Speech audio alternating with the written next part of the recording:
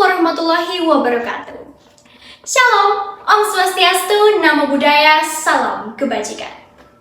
Selamat pagi semuanya, salam sejahtera untuk kita semua. Yang terhormat Kepala Sekolah SMA Negeri 2 Cimahi, yang saya hormati Bapak, Ibu Guru, serta tenaga administrasi sekolah. Dan yang saya banggakan, teman-teman semua kelas 10, 11, dan 12 SMA Negeri 2 Cimahi.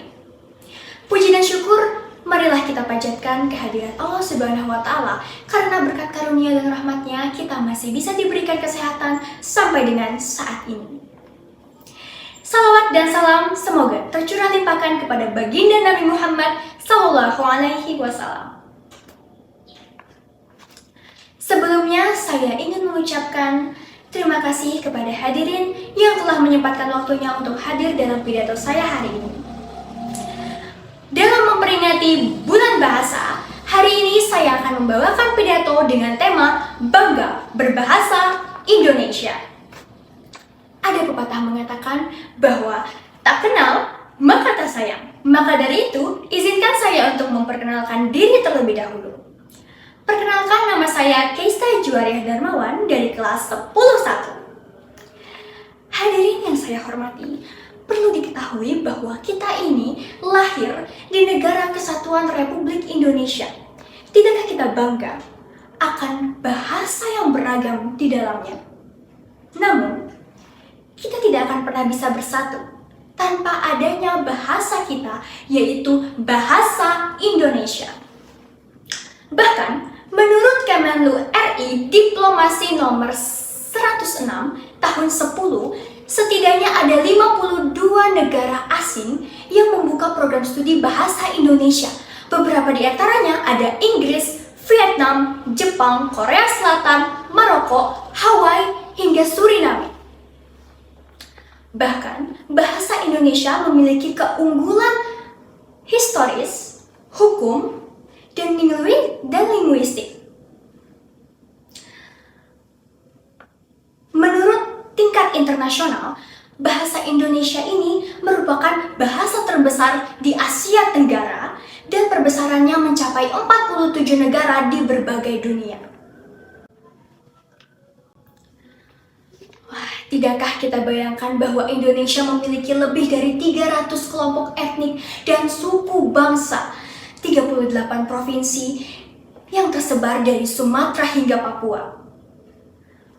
Di setiap daerah pasti mempunyai bahasanya masing-masing, bahasanya tersendiri. Sebagai contoh, suku Sunda memakai bahasa Sunda, suku Jawa memakai bahasa Jawa, dan suku Betawi memakai bahasa Melayu dialek Betawi. Mereka memiliki bahasanya tersendiri. Kita pasti menggunakan bahasa kita tersendiri kan, di berbagai daerah. Sebagai contoh, ketika suku Sunda bertemu dengan suku Jawa, apakah mereka akan menggunakan bahasa mereka tersendiri? Apakah suku Jawa akan menggunakan bahasa Jawa ketika berbicara dengan suku Sunda? Dan apakah suku Sunda akan berbicara dengan suku Jawa menggunakan bahasa Sunda? Tentu tidak. Mereka tidak akan bisa memamerkan dan berbicara dengan bahasa mereka masing-masing. Tentunya akan selalu ada pemersatu di antara bahasa-bahasa yang kita gunakan. Dan pemersatu itulah adalah bahasa Indonesia. Karena bahasa Indonesia lah yang memperkokoh persatuan dan kesatuan bangsa Indonesia itu sendiri.